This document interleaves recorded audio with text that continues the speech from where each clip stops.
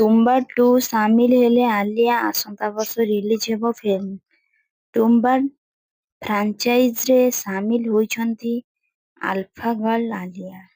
ତୁମ୍ବା ଟୁରେ ସୋହମ ଶାହା ଓ ନୱାଜୁଦ୍ଦିନ ସିଦ୍ଦିକୀଙ୍କ ସହ ଏକ ଗୁରୁତ୍ୱପୂର୍ଣ୍ଣ ଭୂମିକାରେ ଅଭିନୟ କରିବେ। ଦମଦାର ଅଭିନୟ ଏବଂ ବିଭିନ୍ନ ପ୍ରକାର ଭୂମିକା ଚୟନରେ ନିର୍ଭୀକତା ପାଇଁ ପରିଚିତ ଆଲିଆଙ୍କ ଏଣ୍ଟ୍ରି ଫିଲ୍ମ ପାଇଁ ଏକ ଗୁରୁତ୍ୱପୂର୍ଣ୍ଣ ମୁହୂର୍ତ୍ତ।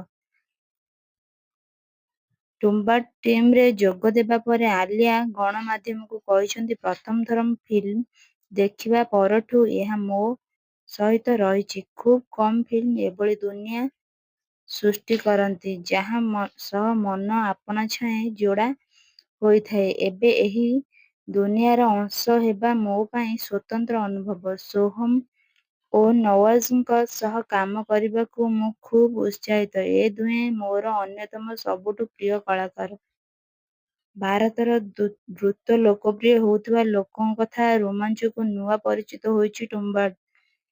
ଦୀର୍ଘ ବର୍ଷ ହେଲା ଏହା ଲୋକଙ୍କ ଧ୍ୟାନ ଆକର୍ଷଣ କରି ଆସିଛି। ଆଦେଶ ପ୍ରସାଦଙ୍କ ନିର୍ଦ୍ଦେଶିତ ତୁମ୍ବା ଟୁ ଆସନ୍ତା ବର୍ଷ ଡିସେମ୍ବର 3ରେ ମୁକ୍ତିଲାଭ କରିବ।